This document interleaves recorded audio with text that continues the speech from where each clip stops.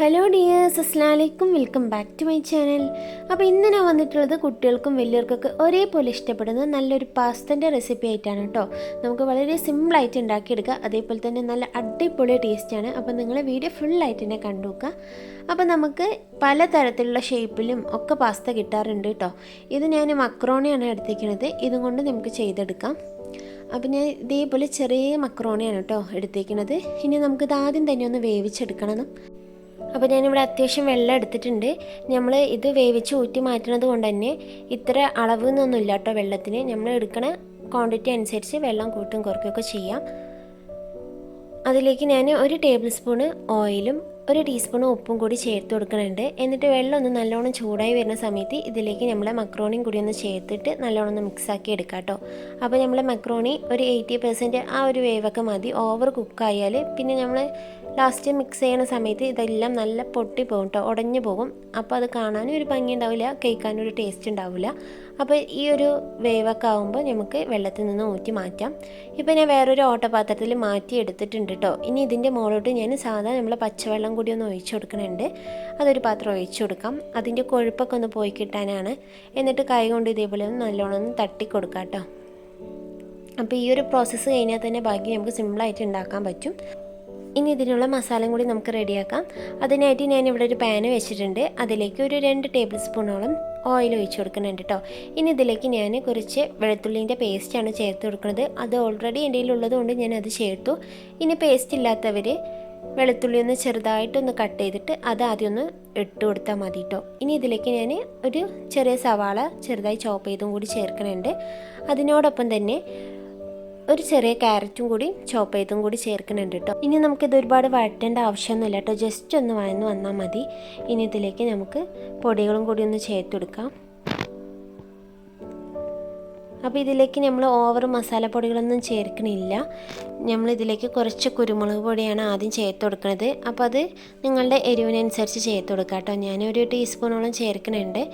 ഇനി ഇതിലേക്ക് ഞാൻ ഒരു 1/4 ടീസ്പൂണോളം ചില്ലി ഫ്ലേക്സും കൂടി ചേർക്കുന്നുണ്ട് കേട്ടോ. മുളക് ചതച്ചതാണ്. അപ്പോൾ നിങ്ങൾ കുട്ടികൾക്ക് കൊടുക്കുകയാണെങ്കിൽ അത് ഒഴിവാക്കിക്കോ, അല്ലെങ്കിൽ നിങ്ങൾ ചേർത്തോ കേട്ടോ. ഇനി ഇതിലേക്ക് നല്ലൊരു ഫ്ലേവർ കിട്ടാൻ വേണ്ടി ഞാൻ ഒറിഗാനും കൂടി ചേർക്കുന്നുണ്ട്. അതൊരു ടീസ്പൂണോളം അതും കൂടി ചേർക്കുന്നുണ്ട് കേട്ടോ. എന്നിട്ട് ഇത് നല്ലോണം മിക്സ് ആക്കാം. ഇത് മാത്രമേ നമ്മൾ മസാലകളായിട്ട് ചേർക്കണുള്ളൂ കേട്ടോ, വേറെ ഒന്നും ചേർക്കണമെന്നില്ല. അപ്പോൾ നമ്മൾ ഇതിലേക്ക് മെയിനായിട്ട് നമ്മൾ ഒഴിക്കുന്നത് മയണൈസാണ് കേട്ടോ. അപ്പോൾ നമ്മൾ നല്ല ഹെൽത്തി ആയിട്ട് കുട്ടികൾക്കും വലിയവർക്കൊക്കെ വിശ്വസിച്ച് കൊടുക്കാൻ പറ്റിയ നല്ലൊരു ഹെൽത്തി മയണൈസാണ് ഞാനിത് കാണിച്ചു തരുന്നത്. അപ്പോൾ അതിനായിട്ട് ഞാനിവിടെ 2 മുട്ട ഒന്ന് പുഴുങ്ങിയെടുത്തിട്ടുണ്ട്. അതിലൊരു മുട്ടൻ്റെ മഞ്ഞ മാറ്റിയിട്ട് ഇതിലേക്ക് ഇട്ട് കൊടുക്കാം കേട്ടോ. എന്നിട്ട് അതിലേക്ക് 1/4 ടീസ്പൂൺ ഉപ്പും ഒരു 1/2 ടീസ്പൂണ് പഞ്ചസാരയും 3 വെളുത്തുള്ളിയും 1 ടീസ്പൂണ് വിനാഗിരിയും 1 ടേബിൾ സ്പൂണ് ഓയിലും കൂടി ഒഴിച്ചു കൊടുക്കാം.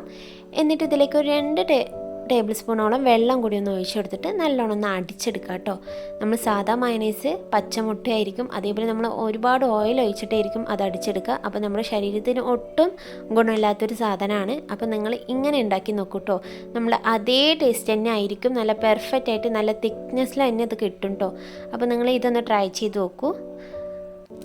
അപ്പോൾ ഇനി നമുക്ക് നമ്മുടെ റെസിപ്പിയിലേക്ക് തന്നെ കിടക്കാം. അപ്പോൾ ഞാനിത് നല്ലോണം അരച്ചെടുത്തിട്ട് ആ മിക്സിൻ്റെ ജാറിലേക്ക് കുറച്ചും കൂടി വെള്ളം ഒഴിച്ചിട്ടൊന്ന് ചുഴറ്റിയെടുത്താൽ കേട്ടോ. അതാണ് ഇത് നിങ്ങൾക്ക് ലൂസായിട്ട് തോന്നണത്. ഇനി നമ്മുടെ ഈ ഉള്ളിയും ക്യാരറ്റൊക്കെ വഴറ്റിയ ഇതിലേക്ക് നമുക്ക് ഈ ഒരു മയണൈസും കൂടി ചേർക്കാം. അതിലേക്ക് നമുക്ക് 1 ടേബിൾ സ്പൂണ് ടൊമാറ്റോ സോസും കൂടി ചേർക്കുന്നുണ്ട്.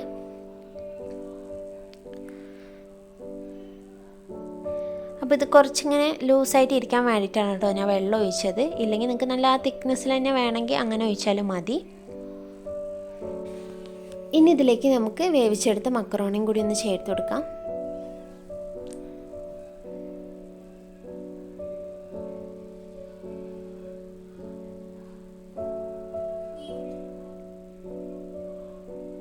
ഇനി ഇതിലേക്ക് ഞാൻ ചേർക്കുന്നത് ചിക്കനാണ് കേട്ടോ. ചിക്കൻ ഓപ്ഷനിലാണ്, നിങ്ങളുടെ കയ്യിലുണ്ടെങ്കിൽ ചേർത്താൽ മതി.